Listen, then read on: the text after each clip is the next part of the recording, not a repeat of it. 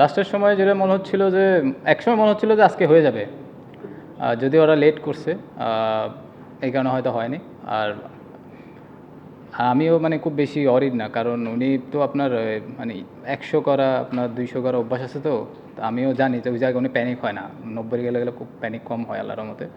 তো ওই কারণে আত্মবিশ্বাসটা আছে যে কালকে গিয়ে অন্য কেউ থাকলে হয়তো একটু প্যানিক থাকতাম, যে উনি যেহেতু আছে আমার মনে হয় উনিও প্যানিক হয় না, আমরা কেউ প্যানিক না, তো কালকে গিয়ে ইনশাল্লাহ হয়ে যাবে। না না না না, আপনারা যেভাবে চিন্তা করছেন ওইরকম না, নর্মাল যেরকম ছিল ওইরকমই আছে। এখন হয়তো ফাইজলামি আরও বেশি করতে পারবো, কারণ ডে বাই ডে আরও বেশি ফাইজলামি করা যাচ্ছে। জি হ্যাঁ, কে কে চাইবেন এই সময়? তো সবাই চাবে, কারণ একটা দুইজনের মাইলস্টোন ছিল, অবশ্যই যে কেউ চাবে এই সময় করার জন্য। ওরা অবশ্যই স্লো করছে, অনেক স্লো ছিল, সবাই চাচ্ছিল। দেখলে তো, খেলা দেখলেই তো বোঝা যাচ্ছিল।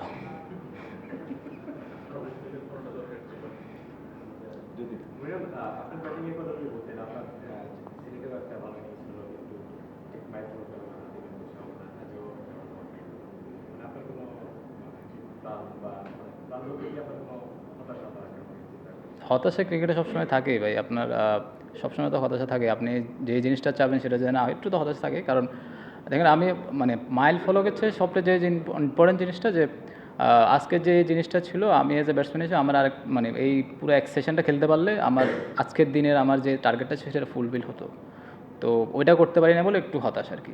আর হয়তো তখন রানটা আরেকটু এগিয়ে থাকতাম আমরা, হয়তো উইকেটটা যে 3টা থাকতো হয়তো আরেকটা অ্যাটাক করতে পারতাম, তো ক্যালকুলেটিভ অ্যাটাকটা করতে পারতাম। আমার কাছে মানে ওই জিনিসটা হয়তো পারিনি এই। হুম, ফেশিয়াল এক্সপ্রেশনটা কেমন ছিল? লাইক মানে 100 টেস্টে 100 করার দারুণ টানতে, আবার একটা আনফুলফিলমেন্ট আছে। তোমরা ফেশিয়াল এক্সপ্রেশনটা দেখে কি মনে হচ্ছে আপনার? ফেসিয়াল এক্সপ্রেশন তো দেখে আমার কাছে মনে হয় না তো কোনো বয়সে নার্ভাস ছিল, অথবা ছবি টবি তুললে হয়তো বুঝতে পারতাম। না, নর্মালি ছিল উনি। আগে যেরকম ছিল 100 ম্যাচ খেলার আগে যেরকম ছিল এখনই সেরকমই আছে। বাড়তি যে ওনার 100 ম্যাচ খেলছে, 100 ম্যাচ 100 মানে 100 করতে হবে ওইরকম কোনো কিছু দেখি না। আমি উনি যখন ক্রিজে আসছিল তখন তো মানে 0 রানে ছিল, তখন থেকে দেখছিলাম যে খুব কাম অ্যান্ড কোয়াইটভাবে আপনার খুব নর্মাল ক্রিকেট খেলছিল, উল্টাপাল্টা মানে সিচুয়েশন বুঝে ব্যাটিং করছিল। তো পুরোপুরি ইনিংসটা পুরো কন্ট্রোল ছিল, কাম ছিল অনেক।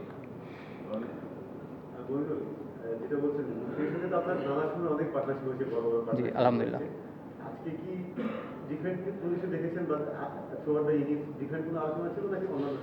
না, থ্রু আউট দ্য ইনিংসে ডিফারেন্ট যেটা ছিল যে আমি নিজে দেখলাম যে আপনার ওরা মানে আজকের সিচুয়েশনটা যেটা ছিল, মানে সিচুয়েশন না, ওদের যে ফিল্ড সেটিং যে ছিল সেটা পুরোপুরি ডিফারেন্ট ছিল। আপনারা যদি খেয়াল করে দেখেন দেখবেন যে আমরা যখন থেকে গেছিলাম তখন থেকে কিন্তু ওরা ডিফেন্সিভ মাইন্ডেড ছিল।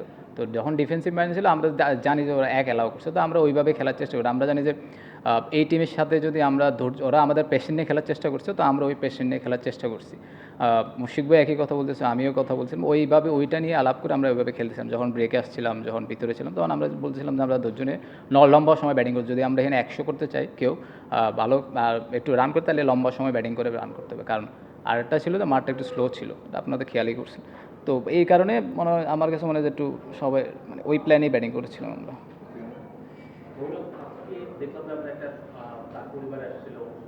জি জি,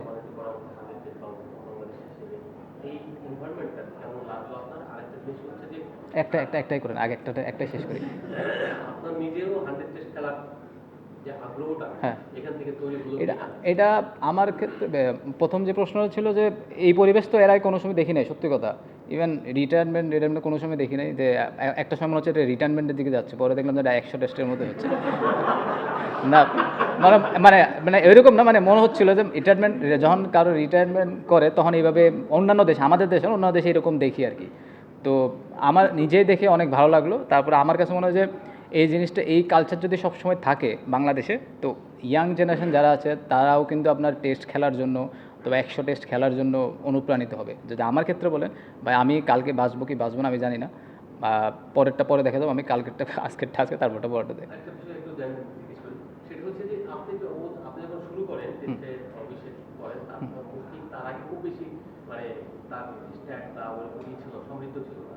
সে আস্তে আস্তে পরিণত জি তার ক্যারিয়ার কি করেছে আপনার এই যে চলার পর দেখতে দেখতে তাকে কিভাবে দেখেছেন এবং কিভাবে তার উন্নতিটা আপনি উন্নতি দেখেন আমার চেয়ে আপনারা চোখে আরও বেশি দেখছেন। আমি তো আপনাদের আমি তো হয়তো মাঠে যতক্ষণ থাকি দেখি, আপনারা সারাদিন মাঠেই থাকেন, তারপরে আপনারা ফেসবুক টেসবুক মানে আপনাদের অনেক বেশি দেখেছেন। তো আমার কাছে মনে হয় যে এইরকম একটা মানুষ আসলে বাংলাদেশে আমি জানি না দ্বিতীয়বার কেউ মানে তৈরি হবে কি হবে না, অথবা জন্মাবে কিনা।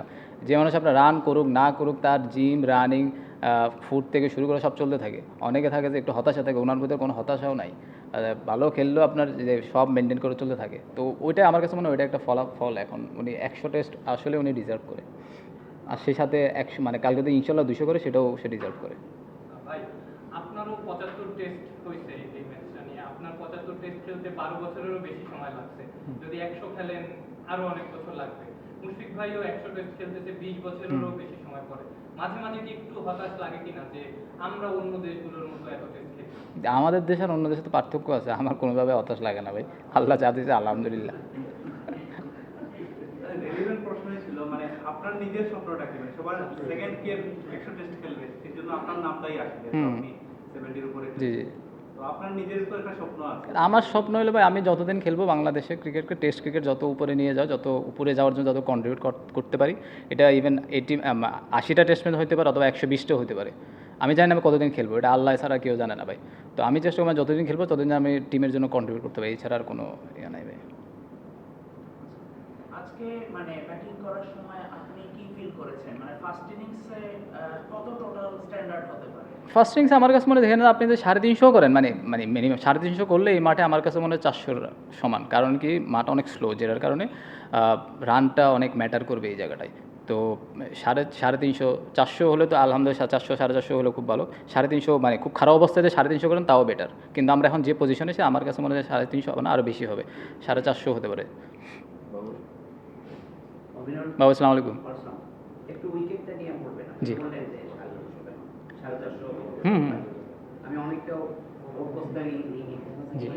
এই উইকেটে কিরকম রান আপনি মানে আশা করেন, বা কতটা রান এখন সেকেন্ড টাইম আর ব্যাট না আউট করতে হতে? সোফার আমার টেস্ট ক্রিকেটে যেটা হয় যে আপনার প্রথম দিন উইকেট একটু বেটার থাকে।